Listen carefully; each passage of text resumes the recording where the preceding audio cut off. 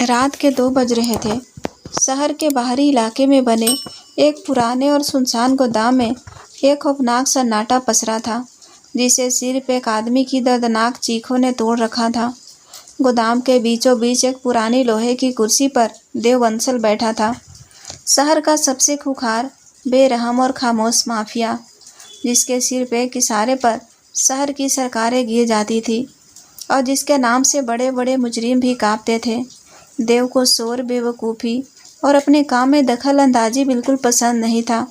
वो अपने हाथ में एक सिगार पकड़े बेहद ठंडी और खाली आंखों से उस गद्दार को देख रहा था जो रहम की भीख मांग रहा था। बॉस, इसने हमारे हथियारों की डील की खबर पुलिस को दी थी, देव के सबसे वफादार आदमी विक्रम ने कहा। देव ने सिगार का एक कस लिया और बिना कोई भाव दिखाए अपनी उंगली से ट्रिगर दबाने का इशारा किया। विक्रम ने अपनी बंदूक गद्दार के सिर पर तान दी, लेकिन इससे पहले कि गोली चलती, गोदाम की पुरानी टीन की छत एक भयंकर आवाज़ के साथ टूटी और ऊपर से एक लड़की सीधे बीच में रखी लकड़ी की भारी टेबल पर आ गिरी। टेबल जोरदार आवाज़ के साथ टूटकर चकनाचूर हो गई और पूरे गोदाम में धूल उड़ गई। देव के दर्जनों गार्ड्स ने सेकंड से भी कम समय में अपनी बंदूकें उस धूल के गुबार की तरफ तान दी। मौत का वो खौफनाक मंजर एक पल के लिए पूरी तरह से रुक गया। देव की त्वरियां चढ़ गई। इस अभेद सुरक्षा को तोड़कर अंदर आने की जुर्रत किसने की? धूल छटी, टूटी हुई टेबल के मलबे के बीच से वो लड़की उठी। उसने एक ओवर साइज हुडी और फटे हुए जीन्स पहने हुए थे। उसके बाल बिखरे हुए थे और उसके हाथ में एक पिज्ज़ा का डिब्बा था जो पूरी तरह से पिचक चुका था। उस लड़की तारा ने अपने कपड़ों से धूल झाड़ी, अपनी गर्दन को चटकाया और फिर चारों तरफ तनी हुई दर्जनों बंदूकों को बिल्कुल ऐसे नज़रअंदाज कर दिया जैसे वो खिलौना हो। उसकी नज़र सीधे अपने पिचके हुए पिज़्ज़ा बॉक्स पर गई। अरे यार! तारा भयंकर गुस्से से चीखी। उसकी आवाज़ पूरे गोदाम में गूंज उठी। मेरा एक्स्ट्रा चीज़ पिज़्ज़ा! तुम लोगों को कोई और जगह नहीं मिली थी ये सब करने के लिए? मैं बस उस पुलिस वाले से बचकर शॉर्टकट ले रही थी और तुम लोगों ने मेरा डिनर बर्बाद कर दिया। पूरे गोदाम में सन्नाटा छा गया। जो गद्दार मौत के खौफ से रो रहा था, वो भी आंसू रोकर इस लड़की को हैरानी से देखने लगा। किसी के पास कोई शब्द नहीं था। विक्रम ने अपनी बंदूक तारा की तरफ की। ऐ लड़की, हिलना मत वरना छलनी कर दूंगा। तारा ने विक्रम की तरफ बहुत ही चीढ़ कर देखा। वो बेखौफ कदमों से चलकर विक्रम के पास आई और उसकी तनी हुई बंदूक की नली को अपनी उंगली से साइड कर दिया। हटा लो इसे अंकल, वैसे भी मेरा मूड बहुत ख़राब है। पिज़्ज़ा के पैसे दोगे क्या तुम? तारा ने अपनी कमर पर हाथ रखते हुए कहा। देव, जो अब तक चुपचाप कुर्सी पर बैठा था, उसकी आंखों में एक अजीब सी चमक आ गई। दुनिया का हर इंसान उसके सामने घुटनों पर बैठकर रोता था और ये लड़की, ये मौत के घेरे में खड़ी होकर एक पिज़्ज़ा के लिए चिल्ला रही थी। इसका सर्वाइवल इंस्टिंक्ट या तो बिल्कुल शून्य था या फिर यह पूरी तरह से पागल थी। तुम्हें अंदाज़ा भी है कि तुम कहाँ खड़ी हो? देव की आवाज़ इतनी गहरी, सर्द और खौफनाक थी कि गोदाम का तापमान जैसे अचानक गिर गया। तारा ने मुड़कर देव को देखा। उसने देव के उस महंगे काले सूट, उसकी उंगलियों में पहनी अंगूठियों और चेहरे के उस बेरहम एक्सप्रेशन को ऊपर से नीचे तक घूरा। मुझे नहीं पता तुम कौन हो, डार्क फैंटेसी वाले वैम्पायर, तारा ने बिल्कुल बेपरवाह लहजे में कहा, पर अगर तुमने मेरे पिज़्ज़ा का नुकसान नहीं भरा तो मैं बाहर जाकर पुलिस को बता दूंगी कि तुम लोग यहाँ कोई अजीब सी हैलोवीन पार्टी कर रहे हो। विक्रम का खून खौल गया। बॉस, इसे अभी के अभी ख़त्म करता हूँ। नहीं, देव ने अपना हाथ उठाया। उसकी नज़रें तारा के चेहरे पर गड़ी थी। ये लड़की कोई आम इंसान नहीं थी।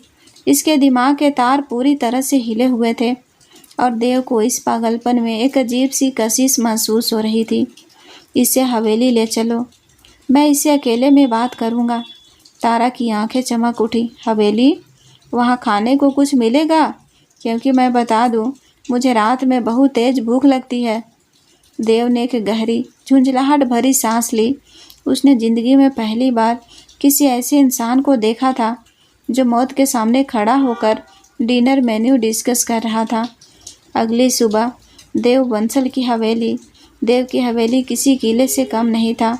चारों तरफ हथियारबंद गार्ड्स, हर कोने पर कैमरे और एक ऐसा सन्नाटा जो किसी कब्रिस्तान जैसा था।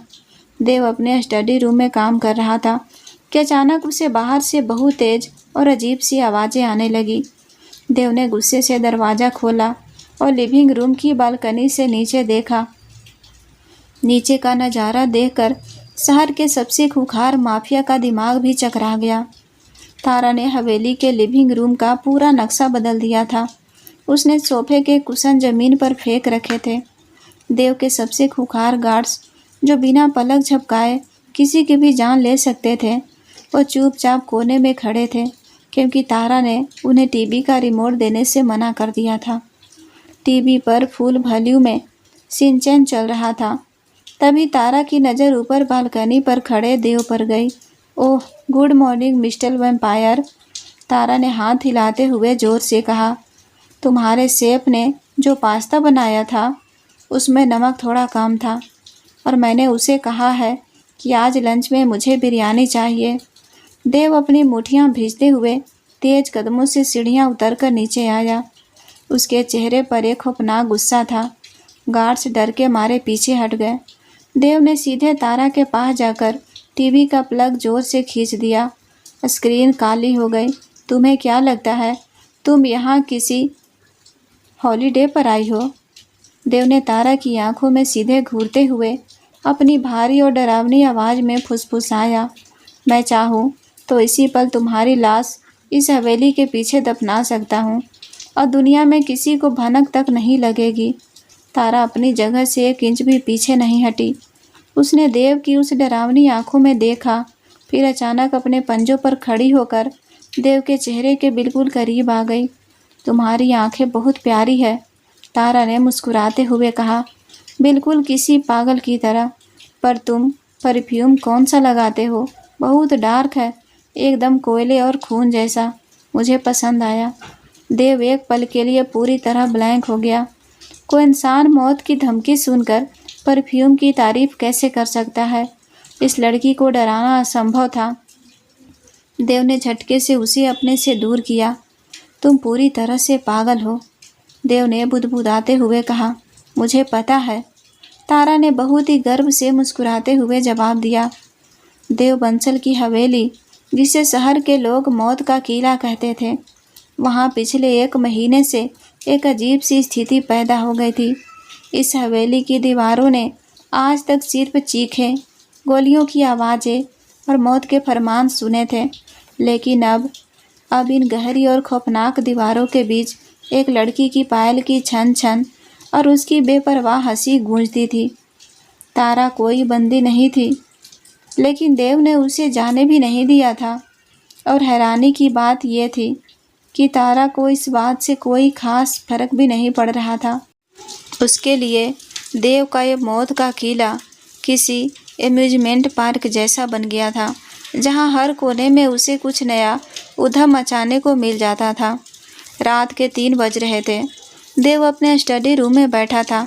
यह कमरा हवेली का वो हिस्सा था जहाँ विक्रम जैसे उसके सबसे खास आदमियों को भी बिना इजाज़त अंदर आने की मनाही थी। पूरे कमरे में डार्क ओक वुड की महक, सिगार का धुआं और एक खौफनाक सन्नाटा था। देव अपनी टेबल पर रखे कुछ बहुत अहम और खुफिया हथियारों के सौदे की फाइलें देख रहा था। तभी दरवाज़ा बिना किसी दस्तक के एक झटके से खुला।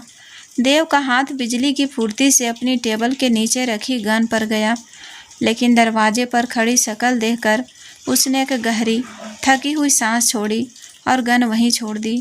तारा, उसने देव की ही एक ओवरसाइज ब्लैक शर्ट पहनी हुई थी जो उसके घुटनों तक आ रही थी। उसके बाल एक मेसी बन में बंधे थे और हाथ में एक बड़ा सा कॉफ़ी का मग था। वो बिना किसी हिचकिचाहट के अंदर आई और देव के सामने वाली उस महंगी लेदर चेयर पर धम से बैठ गई, जहाँ बैठकर शहर के बड़े बड़े नेता पसीने से भीग जाते थे। तारा ने अपनी टांगें मोड़कर कुर्सी पर रखी और कॉफ़ी का एक घूंट लेते हुए देव को घूरने लगी। तुम्हें खटखटाना नहीं आता? देव ने बिना फाइल से नज़र हटाए अपनी उसी सर्द और भारी आवाज़ में पूछा। आता है, पर मुझे लगा तुम सो रहे होंगे तो मैंने सोचा डिस्टर्ब क्यों करना। तारा ने बहुत ही मासूमियत से जवाब दिया। देव ने अपनी आंखें बंद की और अपनी नाक के ऊपरी हिस्से को उंगलियों से दबाया। अगर मैं सो रहा होता तो दरवाज़ा खटखटाने की क्या ज़रूरत थी?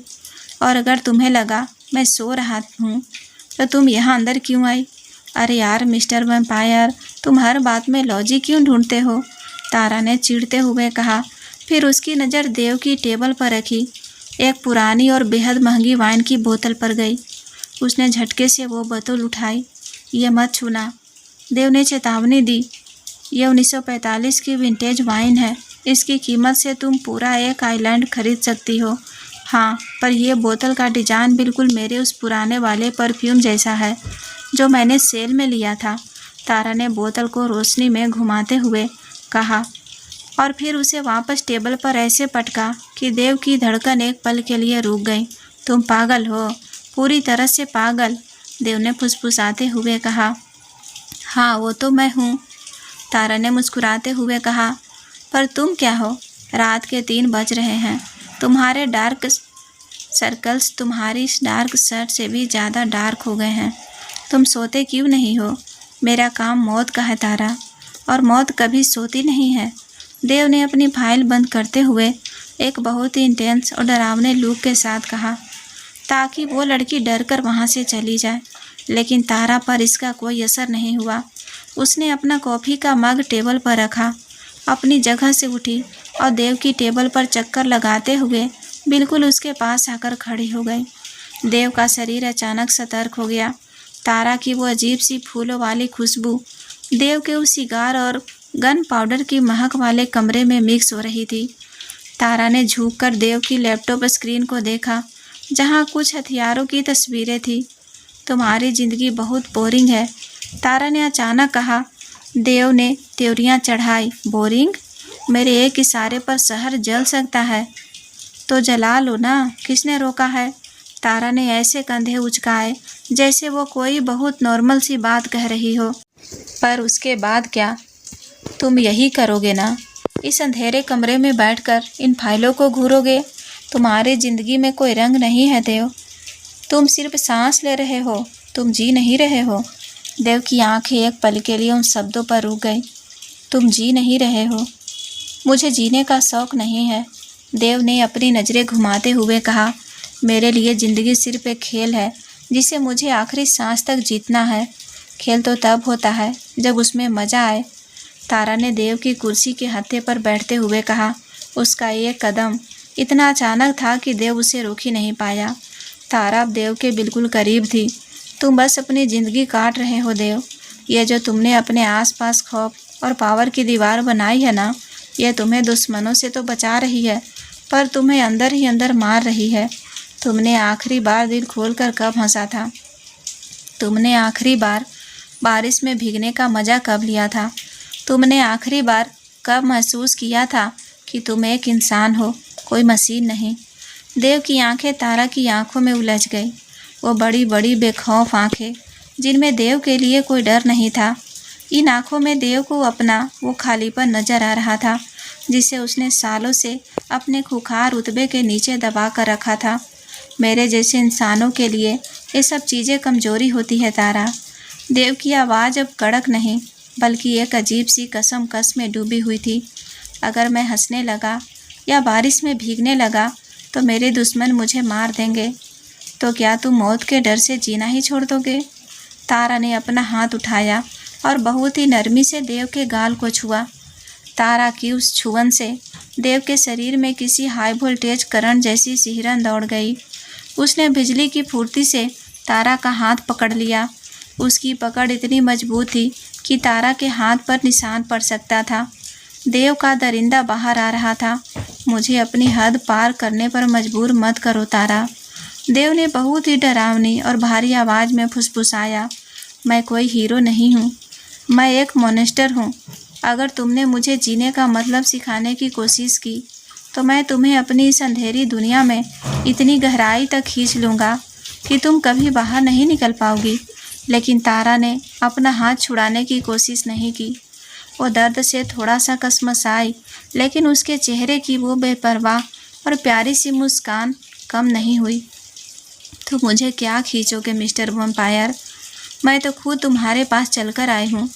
तारा ने अपनी आंखें सिकुड़ते हुए कहा, और अगर तुम्हारी दुनिया अंधेरी है तो कोई बात नहीं, मैं अपने साथ फ्लैश लाइट लेकर चलती हूँ। देव की पकड़ अचानक ढीली पड़ गई।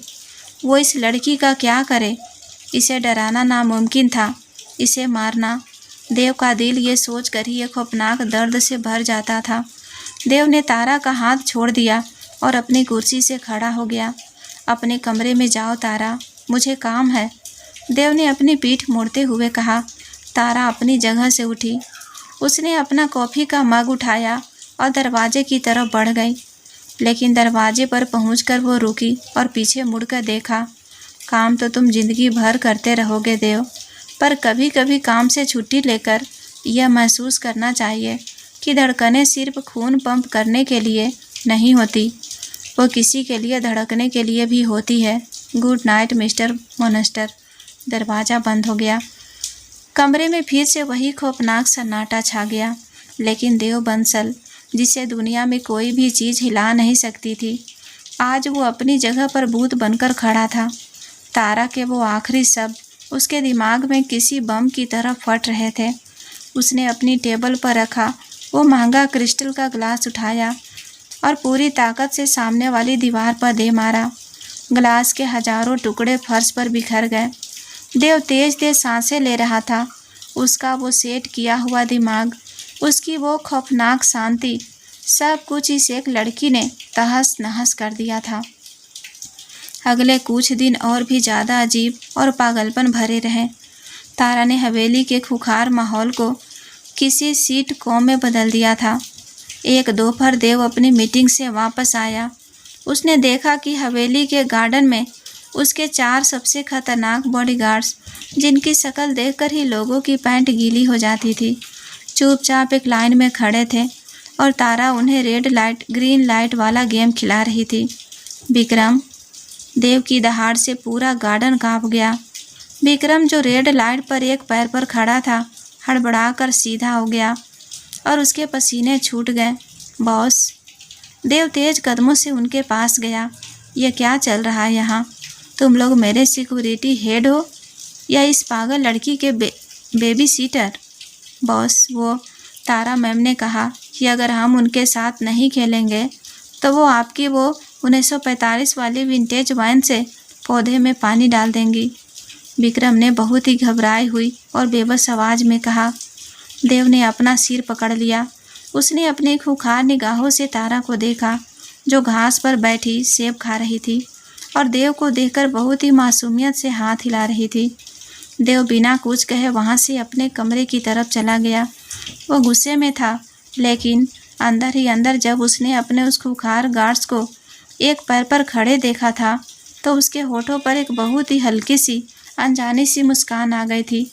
वो हंसना भूल चुका था, लेकिन तारा उसकी ज़िंदगी में वो वजह बन रही थी जो उसे इंसानों की तरह महसूस करवा रही थी।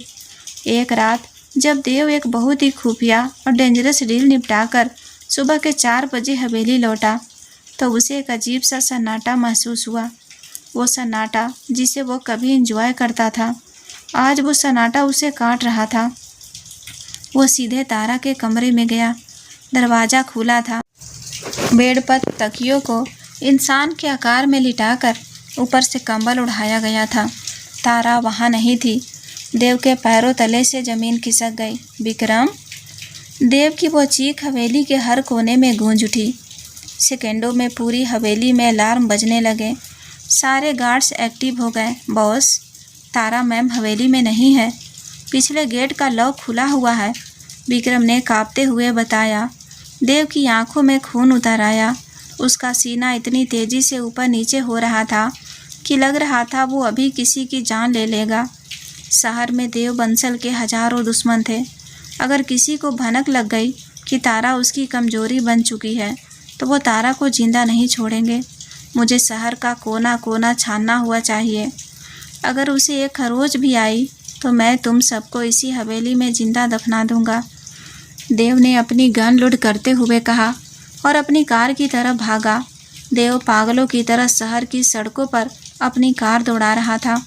उसका वो कोल्ड और कैलकुलेटिव दिमाग आज पूरी तरह से काम करना बंद कर चुका था। उसे पहली बार अपनी ज़िंदगी में पहली बार खौफ महसूस हो रहा था। अपनी मौत का नहीं, बल्कि किसी और के खोने का खौफ। करीब 2 घंटे बाद देव की कार शहर के एक बहुत ही पुराने और सुनसान इलाके में रुकी। वहाँ एक पुराना 24 घंटे खुलने वाला ढाबा था। देव ने अपनी गन हाथ में ली और कार से बाहर निकला। उसने ढाबे के पास देखा और उसके कदम वहीं रुक गए। उसकी सांस में सांस आई, लेकिन अगले ही पल वो सारी राहत एक भयंकर और खौफनाक गुस्से में बदल गई। तारा ढाबे के बाहर एक बेंच पर बैठी थी। उसके सामने एक प्लेट में गरम समोसे रखे थे और वो एक छोटे से गली के कुत्ते को अपने हाथों से समोसा खिला रही थी। वो बिल्कुल चील थी, जैसे दुनिया में कोई टेंशन ही ना हो। देव तेज और भारी कदमों से चलता हुआ उसके पास पहुंचा। उसकी आंखें लाल थी और उसका पूरा शरीर गुस्से से कांप रहा था। तारा! देव की आवाज़ किसी शेर की दहाड़ जैसी थी। ढाबे का मालिक डर के मारे अंदर घुस गया और वो छोटा सा कुत्ता भी भाग गया। तारा ने बहुत ही रिलैक्स होकर ऊपर देखा। अरे, तुम इतनी जल्दी आ गए? मैंने तो विक्रम को मैसेज किया था कि मैं यहाँ हूँ। मुझे रात में बहुत तेज समोसे खाने की क्रेविंग हो रही थी। देव ने आगे बढ़कर तारा का हाथ इतनी ज़ोर से पकड़ा कि तारा के मुंह से दर्द की एक हल्की सी चीख निकल गई। देव ने उसे झटके से बेंच से उठाया और अपनी तरफ खींचा। उन दोनों के चेहरों के बीच अब हवा की भी कोई गुंजाइश नहीं बची थी। तुम्हें अंदाज़ा है तुमने क्या किया है? देव फुसफुसाया, लेकिन उसकी आवाज़ में वो सारा खौफ और गुस्सा साफ झलक रहा था। तुम्हें पता है मेरे कितने दुश्मन हैं? अगर वो तुम्हें उठा लेते तो क्या होता? तुम्हारा शरीर टुकड़ों में मिलता मुझे। तारा ने देव की उन खौफ से भरी लाल आंखों में देखा।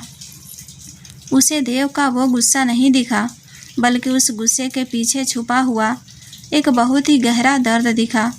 वो दर्द जो देव बंसल कभी किसी के सामने जाहिर नहीं कर सकता था। तारा का वो पागलपन अचानक एकदम शांत हो गया। उसने अपना दूसरा हाथ उठाया और देव के सीने पर रख दिया, ठीक वहाँ जहाँ देव का दिल पागलों की तरह धड़क रहा था। तुम डर गए थे देव, तारा ने बहुत ही सॉफ्ट और गहरी आवाज़ में कहा। माफिया किंग देव बंसल, जिसे मौत से डर नहीं लगता, आज वो एक लड़की के गायब होने से खौफ में था।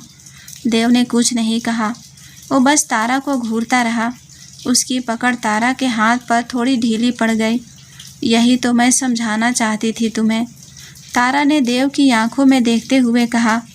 जिंदगी सिर्फ सांसें लेने और दुश्मनों को मारने का नाम नहीं है देव। जिंदगी का असली मज़ा इन छोटी छोटी चीज़ों में है।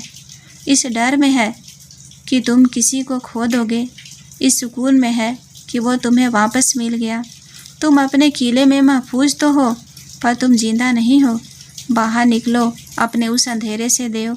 अगर ज़िंदगी मिली है तो इसे जी भर के जियो, इसे सिर्फ काटो मत, क्योंकि जब आखिरी वक्त आएगा ना, तो तुम्हारी वो फाइलें और वो बंदूकें तुम्हारे साथ नहीं जाएंगी, सिर्फ ये पल ही यादें जाएंगी।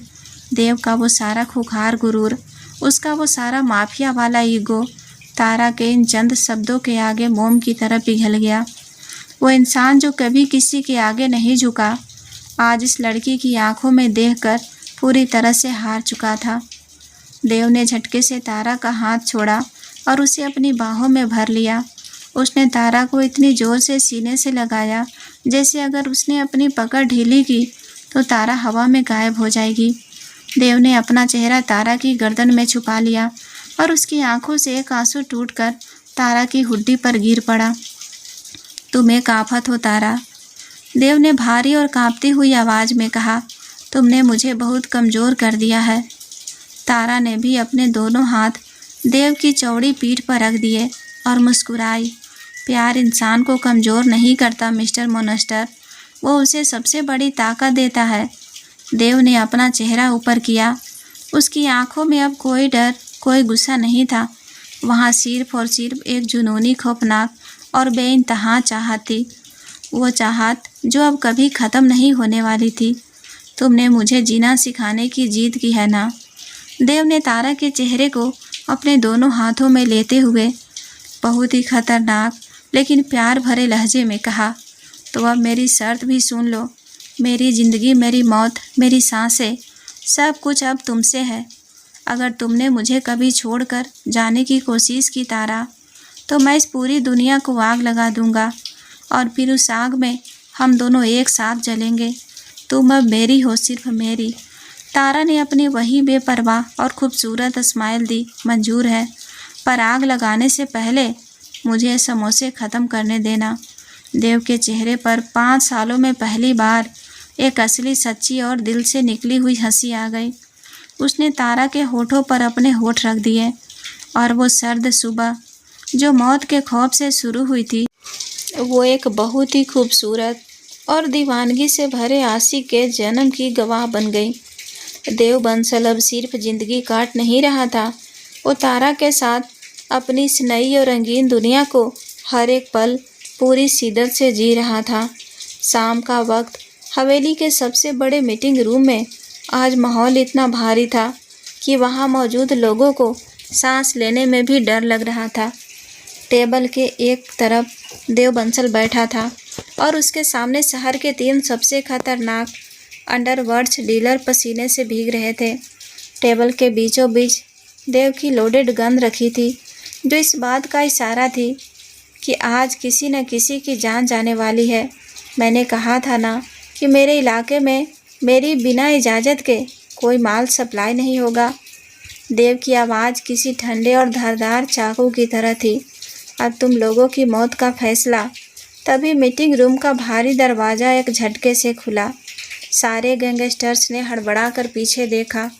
उनके गार्ड्स ने अपनी बंदूकें निकाल ली, लेकिन विक्रम ने तुरंत हाथ के इशारे से सबको गन नीचे करने को कहा। दरवाजे पर तारा खड़ी थी। उसने देव की ही एक ब्लैक सिल्क शर्ट पहनी हुई थी, जो उस पर ओवरसाइज ड्रेस जैसी लग रही थी। उसके चेहरे पर एक चमकदार हरे रंग का क्ले फेस मास्क लगा हुआ था। बालों में पिंक कलर का टॉवेल लपेटा हुआ था और उसके हाथ में एक बड़ा सा चोको चिप आइसक्रीम का डब्बा था। गैंगस्टर्स की आंखें फटी की फटी रह गई। मौत के इस खौफनाक कमरे में ये एलियन जैसी लड़की कहाँ से आ गई? तारा ने कमरे में मौजूद उन खुंखार लोगों को ऐसे इग्नोर किया जैसे वो वहाँ है ही नहीं। वो अपने छोटे छोटे कदमों से चलती हुई सीधे देव की कुर्सी के पास आई। देव, तारा ने बहुत ही इरिटेट होकर कहा, तुम्हारे वाईफाई का पासवर्ड क्या है? डार्क मोनेस्टर 1 2 3 काम नहीं कर रहा है। मेरा शो बिल्कुल सस्पेंस पर अटका हुआ है। कमरे में पिन ड्रॉप साइलेंस था।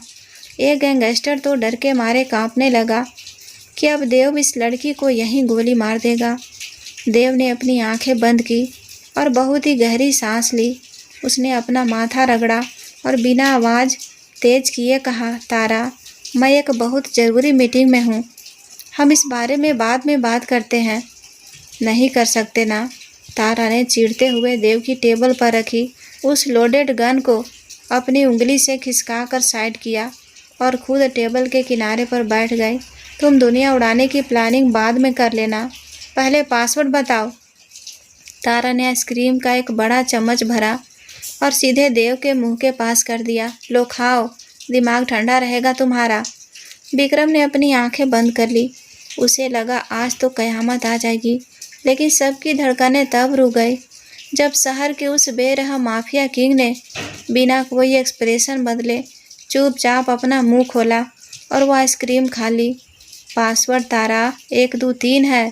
देव ने आइसक्रीम निगलते हुए बहुत ही शांत आवाज़ में कहा। ओह, तुमने मेरे नाम पर रखा है? How cute. तारा की आंखें खुशी से चमक उठी।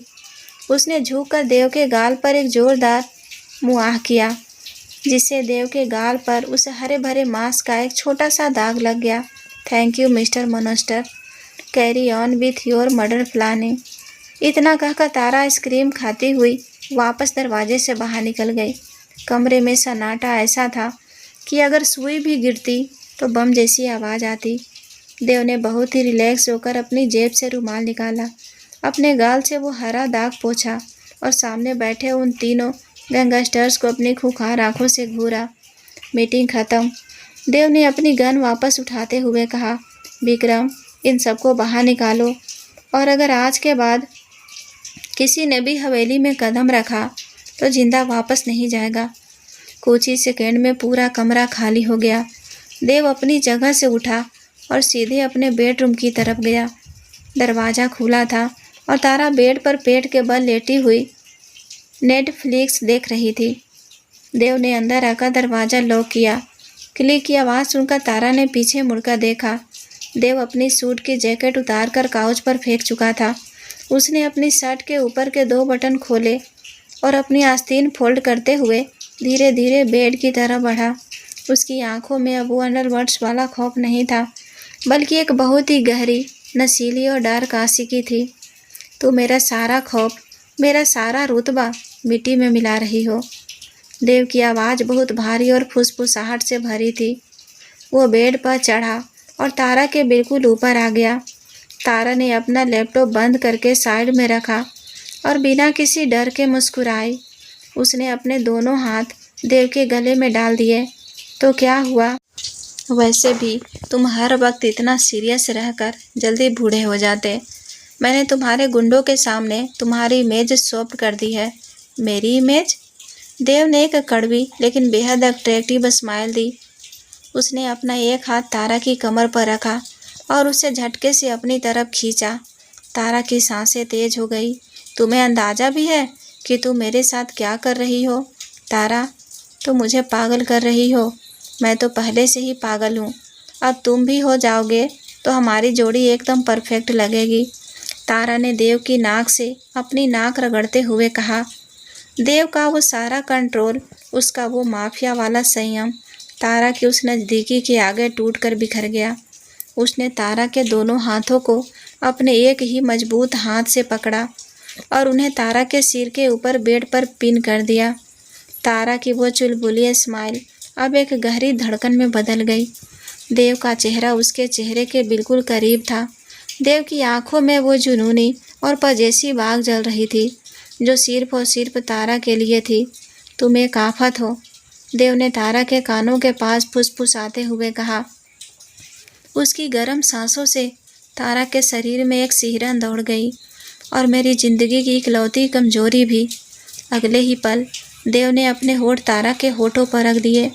यह कोई आम सॉफ्ट या जेंटल किस नहीं था। इसमें देव की वो सारी भूख, उसका वो पागलपन और तारा को हमेशा के लिए अपना बना लेने की एक खौफनाक जीत शामिल थी। वो उसे इस तरह चूम रहा था जैसे सदियों से प्यासा हो और तारा ही उसके जीने का आखिरी सहारा हो। तारा ने भी खुद को पूरी तरह से देव के इस जुनूनी प्यार के हवाले कर दिया। वो देव के सीने से लगकर उसकी उस बेकाबू धड़कन को महसूस कर रही थी जो कभी किसी के लिए नहीं धड़कती थी। देव के होठ तारा के होठों से खिसक कर उसकी गर्दन और कॉलर बोन तक गए। वो तारा की स्किन पर अपनी उस दीवानगी के ऐसे निशान छोड़ रहा था जो दुनिया को यह चीख चीख कर बताने वाले थे कि तारा पर सिर्फ और सिर्फ देव बंसल का हक है। तारा की आंखें बंद हो गई और उसके मुंह से देव का नाम एक हल्की सी कराह के साथ निकल गया। देव ने अपना चेहरा वापस ऊपर उठाया। वो दोनों तेज तेज सांसें ले रहे थे।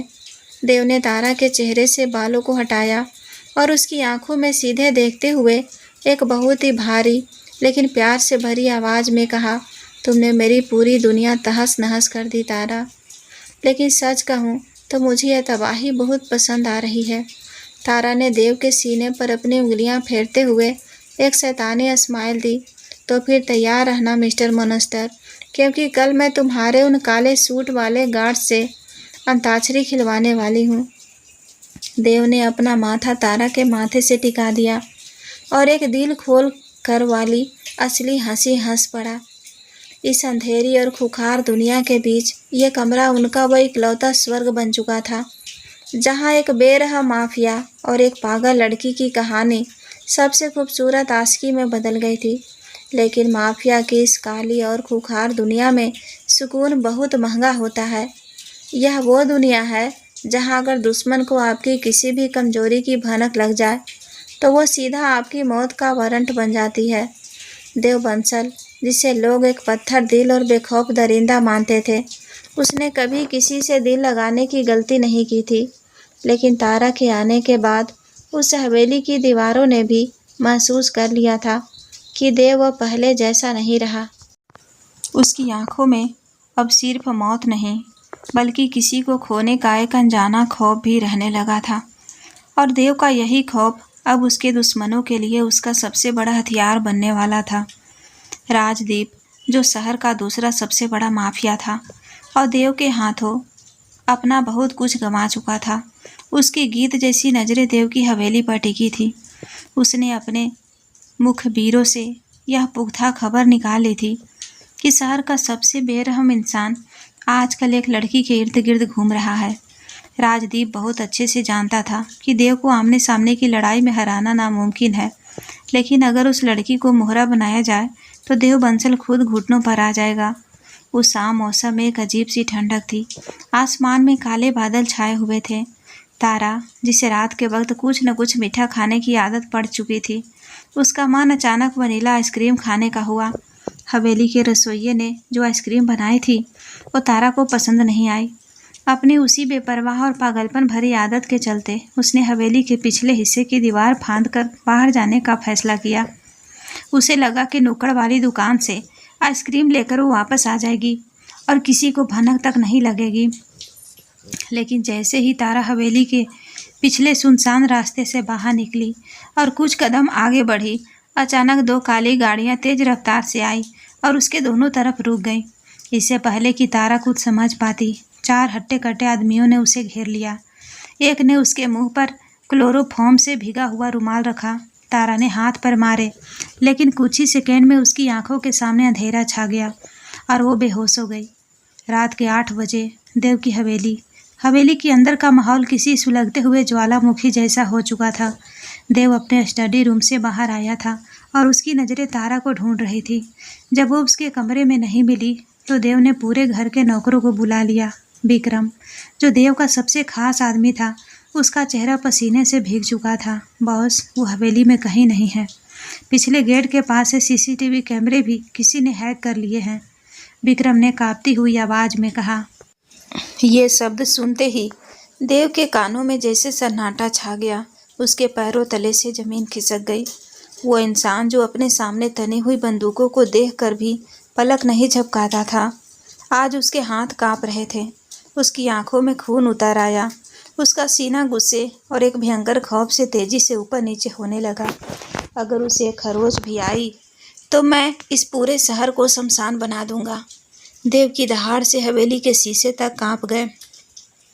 अपने सारे मुखबिरों को सड़कों पर उतार दो। मुझे शहर के एक एक कोने की खबर चाहिए। जिसने भी उसे छुआ है उसकी नस्लें मिटा दूंगा मैं। हवेली में कोहराम मच गया। देव ने अपनी सबसे खतरनाक गन निकाली और उसे लोड किया। उसका वो पुराना बेरहम दरिंदा पूरी तरह से जाग चुका था। वो तेज कदमों से बाहर अपनी गाड़ी की तरफ बढ़ ही रहा था कि अचानक उसके फ़ोन की रिंग बजी। स्क्रीन पर एक अननोन नंबर चमक रहा था। देव ने फ़ोन उठाया। उसकी सांसें तेज चल रही थी। सुन लो, देव ने बिना सामने वाले की बात सुने एक बेहद सर्द, भारी और मौत की तरह खौफनाक आवाज़ में कहा, अगर उसके सिर का एक बाल भी बांका हुआ तो मैं तुम्हारी पूरी नस्ल को जिंदा जला दूंगा। तुम मौत की भीख मांगोगे, लेकिन मैं तुम्हें मरने नहीं दूंगा। अरे मिस्टर वैम्पायर, तुम हो क्या? फ़ोन के दूसरी तरफ से अचानक तारा की आवाज़ आई। देव के कदम वहीं रुक गए। उसकी सांसें हलक में अटक गई। उसने सोचा था कि तारा रो रही होगी, डरी हुई होगी, लेकिन फ़ोन के उस पार तारा की आवाज़ में खौफ का नामो निशान नहीं था, बल्कि वो बहुत ज़्यादा झुंझलाई हुई और गुस्से में लग रही थी। तारा, तुम ठीक हो? इन लोगों ने तुम्हें कोई चोट तो नहीं पहुंचाई?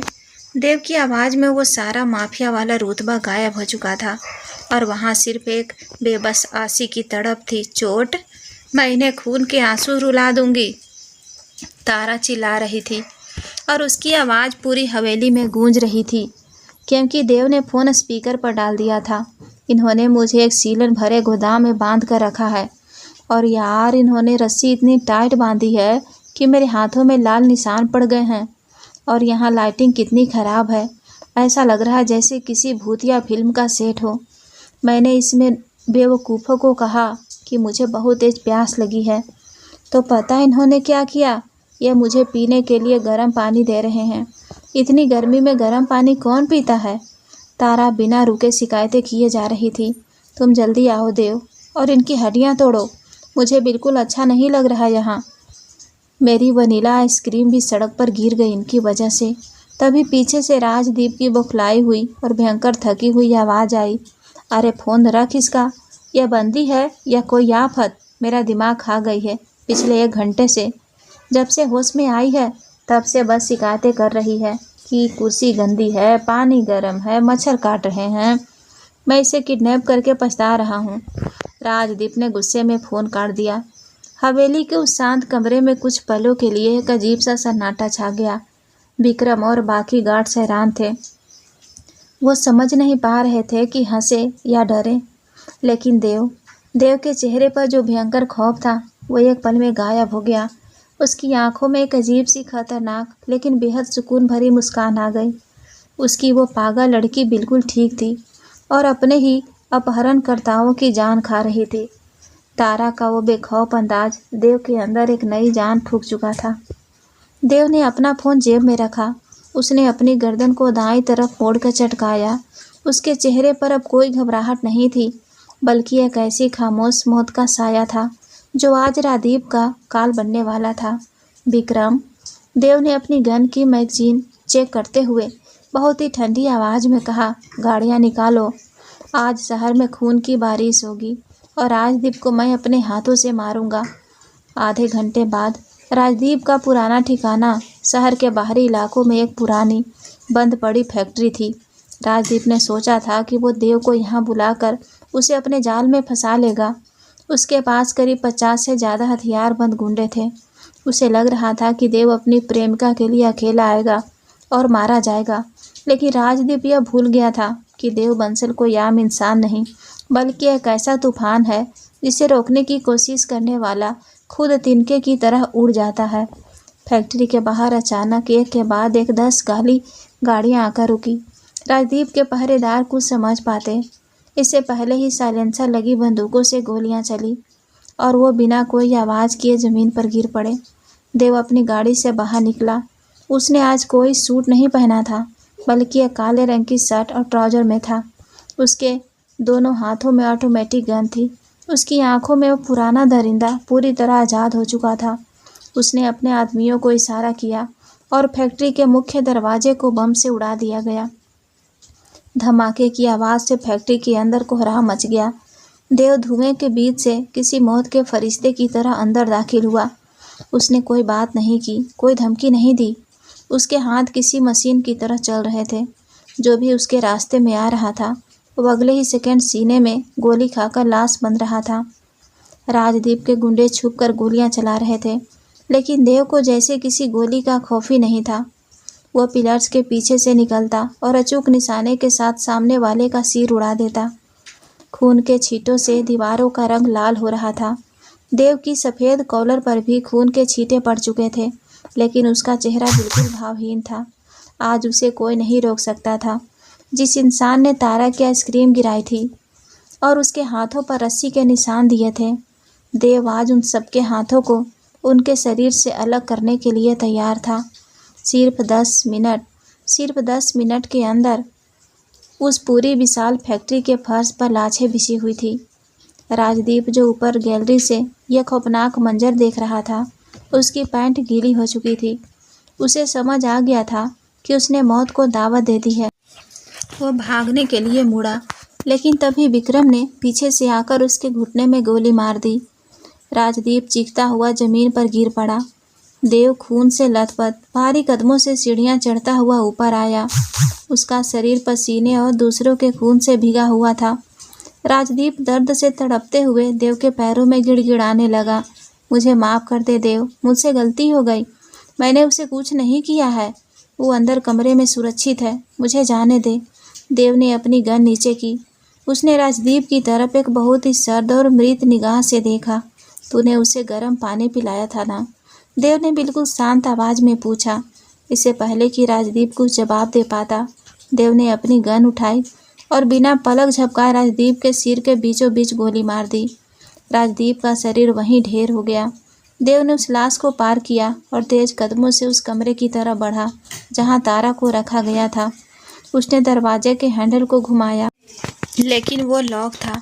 देव ने एक जोरदार लात मारी और भारी लोहे का दरवाजा झटके से खुल गया। कमरे के बीचों बीच एक पुरानी लकड़ी की कुर्सी पर तारा बंधी हुई थी। दरवाजा टूटने की आवाज़ से तारा ने ऊपर देखा। सामने देव खड़ा था। उसका चेहरा, उसकी शर्ट, सब कुछ खून से सना हुआ था। उसके चेहरे पर एक ऐसा खौफनाक और जंगली रूप था जिसे देखकर किसी भी आम इंसान की रूह कांप जाती या कोई भी लड़की डर कर बेहोश हो जाती। बाहर बिखरी हुई लाशें और खून की महक इस कमरे तक आ रही थी, लेकिन तारा एक पल के लिए चुप हो गई। उसने देव को ऊपर से नीचे तक देखा। देव ने तुरंत अपनी बंदूकें जमीन पर फेंकी और लगभग दौड़ते हुए तारा के पास पहुंचा। उसके हाथ कांप रहे थे। उसने सबसे पहले तारा के चेहरे को अपने हाथों में लिया। वो तारा के माथे, उसके गालों और बारीकी से चेक कर रहा था कि कहीं कोई खरोच तो नहीं है। फिर उसने अपनी पूरी ताकत लगाकर वो मोटी रस्सियां खोल दी जिन्होंने तारा के हाथों को जकड़ रखा था। तारा आज़ाद होते ही अपनी जगह से उठी। उसने देव के उस खून से सने चेहरे को बहुत ही ध्यान से देखा और अचानक उसके चेहरे पर एक बहुत ही प्यारी चुलबुली और पागलपन भरी स्माइल आ गई। तुम लेट हो गए, तारा ने बहुत ही शिकायत भरे लहजे में कहा, अपने हाथों को सहलाते हुए। मैंने कहा था ना, मुझे अंधेरे से नफरत है, और तुमने अपनी शर्ट भी गंदी कर ली। ये खून के दाग अब लॉन्ड्री वाला भी नहीं निकाल पाएगा। देव को यकीन नहीं हो रहा था कि ये लड़की अभी भी शर्ट के दाग की फिक्र कर रही है। उसने बिना एक भी शब्द कहे तारा को अपनी बाहों में खींच लिया। उसने तारा को इतनी जोर से अपने चौड़े सीने से लगाया जैसे वो उसे अपने अंदर समा लेना चाहता हो। देव का चेहरा तारा की गर्दन में छुपा हुआ था और वो तेज तेज सांसें ले रहा था। उसका वो सारा गुस्सा, वो खौफनाक दरिंदा तारा की इस बाहों की गर्माहट में पिघल रहा था। तारा ने भी अपने दोनों हाथ देव की पीठ पर रख दिए और उसे बहुत ही सुकून से गले लगा लिया। तुम्हें उस दिन आज़ाद छोड़ना मेरी ज़िंदगी की सबसे बड़ी गलती थी। देव ने तारा के बालों में अपनी उंगलियां फंसाते हुए उसके कानों के पास फुसफुसाया। उसकी आवाज़ में एक बेहद खतरनाक, जुनूनी और पजेसी आशिक जाग चुका था। तुम्हारी इस पागलपंती ने मुझे अपना आदी बना दिया है तारा। मैं तुम्हारे बिना एक पल भी सांस नहीं ले सकता। देव ने अपना चेहरा थोड़ा पीछे किया और तारा की उन बेखौफ आंखों में सीधा देखते हुए कहा, अब तुम मेरी कैद में रहोगी हमेशा के लिए। तुम कभी मेरी नज़रों से दूर नहीं जाओगी, और अगर मौत भी तुम्हें मुझसे दूर ले जाने आई तो मैं उस मौत का भी कत्ल कर दूंगा। तारा ने देव के इस जुनूनी प्यार को सुनकर कोई डर नहीं दिखाया। उसने देव के सीने से अपना सिर उठाया, अपनी उंगलियों से देव के गाल पर लगे खून के एक दाग को बहुत प्यार से पोंछा और अपनी उसी बेखौफ दीवानी हंसी के साथ बोली, कैद में तो रह लूँगी मिस्टर वैम्पायर, पर शर्त सिर्फ इतनी है कि जेल का मेन्यू मेरा होगा और कल मुझे वही वनीला आइसक्रीम चाहिए। देव, जो आज तक दुनिया में किसी के सामने नहीं मुस्कुराया था, आज इस खून और लाशों से भरी इमारत के बीच एक सच्ची, गहरी और दिल खोल कर वाली हंसी हंस रहा था। उसने तारा के होठों पर अपने होठ रख दिए। वो एक ऐसा चुंबन था जिसमें देव की सारी तड़प, उसका खोने का डर और उसे हमेशा के लिए अपना बना लेने की जीत शामिल थी। देव की उस अंधेरी और सर्द दुनिया को आखिरकार अपना वो पागलपन मिल गया था जिसके बिना वो अब एक पल भी जिंदा नहीं रह सकता था। आग और तूफान का एक खौफनाक मिलन हमेशा के लिए एक हो चुका था। रात काफ़ी गहरी हो चुकी थी। देव और तारा हवेली लौट आए थे। तारा नहाकर एक साफ सुथरी टी शर्ट पहन चुकी थी और देव भी वो खून से सने कपड़े उतार कर एक साधारण लोअर और टी शर्ट में था। कमरे की लाइट बहुत मध्यम थी। देव बेड के किनारे पर बैठा था और तारा उसके सामने खड़ी थी। देव के कंधे पर गुंडों से लड़ते वक्त एक हल्का सा कट लग गया था जिससे खून रिस रहा था। तारा बहुत ही ध्यान से रुई और एंटीसेप्टिक लेकर उस घाव को साफ कर रही थी। तुम्हें इतना गुस्सा करने की क्या ज़रूरत थी? तारा ने रुई को घाव पर दबाते हुए कहा, मैंने राजदीप को बातों में उलझा लिया था। वो खुद मुझे वापस छोड़ने के लिए तैयार हो रहा था। देव ने तारा की बात का कोई जवाब नहीं दिया। वो बस तारा के चेहरे को, उसकी परवाह को एकटक निहार रहा था। जब तारा ने घाव पर पट्टी बांधी तो उसने देव की आंखों में देखा। देव ने अचानक तारा की कमर में हाथ डाला और उसे अपनी तरफ खींचकर अपनी गोद में बिठा लिया। तारा के मुंह से एक हल्की सी हंसी निकल गई। तुम सच में एक आफत हो, देव ने तारा के माथे पर चूमते हुए कहा। और तुम एक खड़ूस मोनस्टर, तारा ने देव के बालों में हाथ फेरते हुए कहा। पर मुझे यह मोनस्टर बहुत पसंद है। देव की आंखों में गहरी चमक आ गई। उसने तारा को अपने सीने से लगा लिया और उसकी धड़कनों को सुनने लगा। आज उसे यकीन हो गया था कि सुकून किसी महंगी वाइन या ताकत में नहीं है, सुकून इस पागल लड़की की बाहों में है। उस रात उस खामोश हवेली में कोई डर नहीं था। वहाँ सिर्फ दो दिल थे जो एक दूसरे की धड़कनों में अपना वजूद तलाश रहे थे। कमरे की मध्यम पीली रोशनी देव के चेहरे पर एक गहरा रहस्यमयी साया डाल रही थी। उसने तारा को अपनी गोद में और भी करीब खींच लिया, इतनी करीब कि उनके सीने के बीच हवा की एक बारीक लकीर भी नहीं बची थी। देव की खुरदुरी और चौड़ी हथेलियां तारा की पतली कमर पर इतनी सख्ती से कसी हुई थी जैसे अगर उसने अपनी पकड़ जरा सी भी ढीली की तो तारा हवा में कहीं गायब हो जाएगी। उसकी उंगलियों की हर एक हरकत में खौफनाक अधिकार और बेइंतहा दीवानगी झलक रही थी। कमरे में पसरे उस भारी सन्नाटे को अब सिर्फ उनकी तेज और बेकाबू सांसें चीर रही थी। देव ने अपना चेहरा तारा की गर्दन के पास झुकाया। उसकी बेहद गर्म, भारी और उखड़ती हुई सांसें तारा की नरम त्वचा से टकराई, जिससे तारा के पूरे शरीर में एक तेज सिहरन दौड़ गई। देव ने आंखें बंद करके तारा की उस मीठी खुशबू को अपने अंदर ऐसे भरा जैसे कोई मरता हुआ इंसान अपनी आखिरी सांस खींच रहा हो। तुम नहीं जानती तुमने मेरे अंदर के किस दरिंदे को जगा दिया है तारा। देव की आवाज़ एक गहरी, भारी और खतरनाक फुसफुसाहट थी जो सीधे तारा की रूह तक उतर गई। तारा ने देव के घने और काले बालों में अपनी उंगलियां फंसाई और उसका चेहरा अपनी तरफ ऊपर किया। देव की उन खूंखार लाल आंखों में अब दुनिया के लिए कोई नफरत नहीं थी, बल्कि एक ऐसी अंधेरी और नशीली आग जल रही थी जो सिर्फ तारा को पूरी तरह से अपना बना लेने के लिए बेताब थी। देव का अंगूठा धीरे से उठा और उसने तारा के कांपते हुए निचले होठ को बहुत ही गहराई से सहलाया। देव के अंगूठे की उस खुरदरी छुअन से तारा की सांसें एक पल के लिए उसके गले में ही अटक गई। उसका सीना तेजी से ऊपर नीचे होने लगा। मैं तुम्हें अब कभी खुद से दूर नहीं जाने दूंगा, कभी नहीं, देव ने अपनी दांत पीसते हुए एक बेहद जुनूनी और पागलपन भरे लहजे में कहा। इससे पहले कि तारा कुछ कह पाती, देव ने अपने होठ तारा के होठों पर रख दिए। वह कोई याम या कोमल एहसास नहीं था। उस चुंबन में देव का वह सारा खौफ, उसे खोने का वह भयंकर डर और अपनी इस इकलौती कमजोरी को हमेशा के लिए अपने वजूद में उतार लेने की एक खौफनाक जीत शामिल थी। देव के होठों की आक्रामकता और उसकी वह भूख इतनी गहरी थी कि तारा के मुंह से एक हल्की सी कराह निकल गई। देव ने अपने एक हाथ से तारा के सिर के पिछले हिस्से को मजबूती से पकड़ लिया ताकि वह और भी ज़्यादा गहराई से उसे चूम सके। तारा ने भी अपने दोनों हाथ देव के चौड़े कंधों पर रख दिए और खुद को पूरी तरह से उस अंधेरे और बेकाबू तूफान के हवाले कर दिया। उन दोनों की सांसें एक दूसरे में इस कदर उलझ गई थी कि यह बता पाना मुश्किल था कि कौन किसकी सांसों से जी रहा है। कमरे में सिर्फ उनके होठों के टकराने की आवाज़ें और उनकी वह भारी उखड़ती हुई धड़कनें गूंज रही थी। देव के होठों का स्वाद, जिसमें अभी भी खतरे और किसी नशीले शराब की हल्की सी महक थी, तारा के पूरे होश उड़ा रहा था। अचानक देव ने बिना अपने होठ हटाए तारा की कमर को अपने मजबूत हाथों से पकड़ा और उसे बहुत ही सहजता से पलटकर बिस्तर की नरम चादरों पर लिटा दिया। अब देव पूरी तरह से तारा के ऊपर था। वह उस पर एक शिकारी की तरह हावी था, लेकिन उसकी आंखों में जो इबादत थी वह किसी को भी पागल कर सकती थी। देव के होठ अब तारा के होठों से फिसलकर उसकी ठुड्डी और फिर उसकी सुराहीदार गर्दन तक आ गए थे। तारा की सांसें अब बहुत तेज हो चुकी थी। उसकी धड़कनें उसके कानों में हथौड़े की तरह बज रही थी। देव ने तारा की गर्दन की उस नस पर अपने होठ रखे जो सबसे तेजी से फड़क रही थी। उसने वहां बहुत ही गहराई से चूमा और फिर अपने दांतों से एक हल्का सा लेकिन दर्दनाक दबाव बनाया।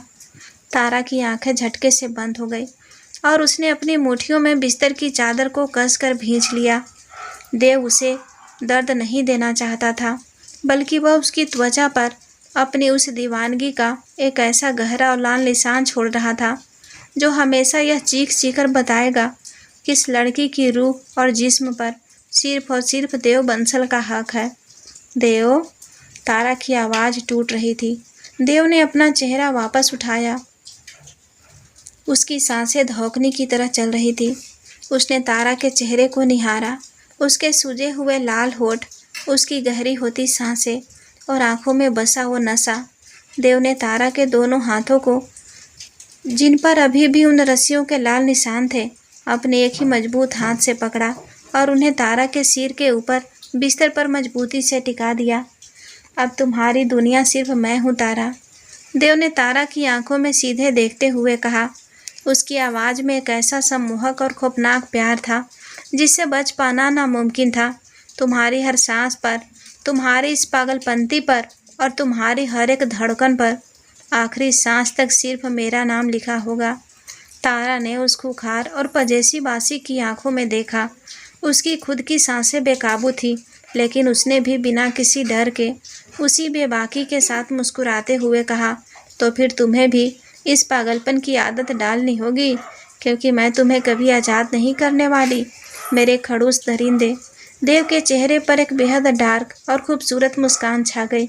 उसने एक बार फिर खुद को तारा के ऊपर झुका दिया और उस रात उस खामोश हवेली के अंधेरे कमरे में दो बिल्कुल अलग दुनियाओं ने एक दूसरे को इतनी गहराई से अपना लिया, जहां से वापस लौटने का ना कोई रास्ता था और ना ही कोई इरादा। दोस्तों, आपको ये कहानी कैसी लगी कमेंट करके ज़रूर बताएं और ऐसे ही रोमांटिक और मज़ेदार कहानी देखने के लिए हमारे चैनल को सब्सक्राइब अवश्य कर लीजिए। धन्यवाद।